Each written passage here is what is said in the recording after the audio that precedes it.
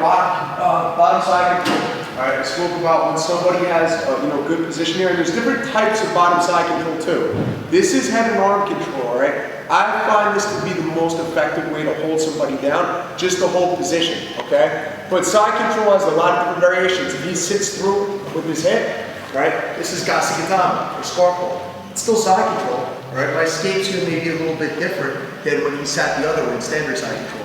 If he switches on his other hip, this is reverse Gasagatame. All right, same exact thing. There's some different things. There's different escapes I'm going to do over here. So although, like I mentioned, there's only like 5 positions in Jiu-Jitsu, there's a lot of little sub-positions, all right? When we were in regular side control, I told you just like half guard, we want our elbow, all right, our near side elbow to be on the inside, all right? So my hand's on his hip. I wanted my other hand underneath his neck so that I could create this space. When I framed, I didn't bench press him, I pushed him up and looked into my right. And the reason why it would be hard to look into my right is because he's dropping his shoulder pressure. So it's hard to look where my head can't go. But once I get this frame underneath, I alleviate some of that shoulder pressure. Now I can turn my head. So that allows me to turn into him, push off, get my underhook, and then we did 2 things that were very similar from half guard. We came up for a single leg, where we did this, came up, walked our hips over, stepped over the foot, making it hard for him to sprawl, went to a double leg. And we also popped our head out, seatbelt grip, and took it back, all right? I don't want to revisit everything, it's going to take too long,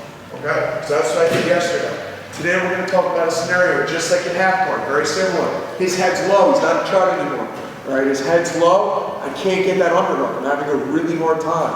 All right, the other thing, like I told you, same thing in half guard. If he keeps his head low and his hips high, my elbows inside, you get a guy like AJ who's strong, or Ray, a strong guy, sometimes it's your fault, right? That weight distribution. If my hand's here and I have the overhook and he's leaning too far over, all I have to do is just this, just roll him. All right, and that's his fault, that's his head. All right, so the same thing I told you, if your head's up over here, you have to make sure this hip, right, this hip is a little bit more back, all right, because like if my hips are up like this, he's gonna roll me. So especially my hip, it's gonna be low. I'm dropping and keeping it low, okay? So now we're in a situation where the guy's on top of us and couldn't get that underhook. Now, what we're going to learn in order to keep side control next week when we're on top, when somebody gets this underhook, it's his job to make an adjustment, right? Right here, just like, in half guard, we haven't gotten there yet, but we've talked about a wizard, all right? Here he can't wizard, but what he's going to do is he's going to take his left hand, put it over my shoulder, and his right hand's going to go right by my hip, all right? This stops me from getting my leg inside. Even though over here I want to get my knee inside, I can't. Okay? The other thing that stops me is I can't, it kills the leverage. It's that 10-pound weight on a 10-foot stick again. I can't bump him over. Once he's like this and I turn on my side, he's going to spin to the other side. Right? And now he's maintaining side control. If I continue to roll over, he's going to take my back. Alright?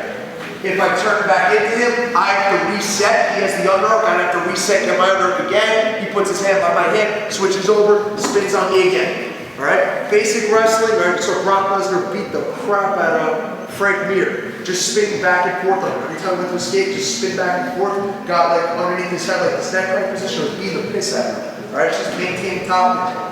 Alright? So, if he has the underhook and I couldn't get the underhook, now I need to accept the fact that I have the overhook. So, I'm not going to let him move this hand. Alright? I'm going to bite down on him a little bit. I'm not going to give him the flexibility where he can go either way. Alright? He took the underhook. I'm like, alright, I need to work my overhook.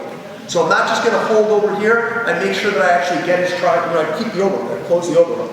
Alright? This hand is going to come through and create space. Okay? Now, where you see a lot of people, which I don't like when people do this escape, is just kind of spin out and retain guard. They'll create this space, they get their head up, and then they're like here, and they come back to guard. Okay? I want us to see if it's going to put us on top. Okay? So, what I do is remember, I'm holding this arm so that he can't move my hip, right? Because look, even if I spun out like that, if I don't hold this arm, switch your hand to my head, I go here, look, he just closed the door, I can't get my head back. I couldn't go out the back door. Right? So I need to make sure I hold this arm so that he can't put his hand there so that my head could come out. right? And instead of staying on my back, right, I want to bridge over, and I want to, now I need to, his arm's super tight, I need to get some give to get on my side. So I'm going to like release it, like a fishing pole. All right, I'm going to cast out a little bit. Right here, all the way on his shoulder. As I bridge up and over, I'm going to loosen, right? So that I have the line, right? Loosening the line so I can get on top. Here, I'm grabbing his chin, I get right into my top turtle position. Okay? So again, top turtle, my head is on this side, right? So you can't put his hand out on this side and have his tricep. Once I get here, my knee comes here, right to my seatbelt.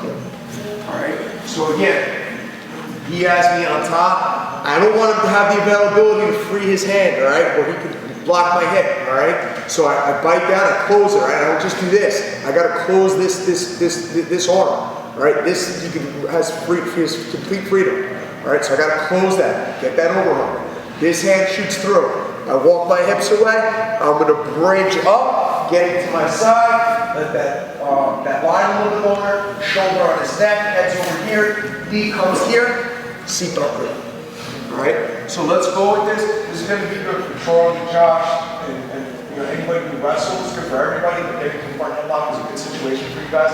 And the next thing that we go into this is kind of a nice little finish. I have a cool little submission I like to do.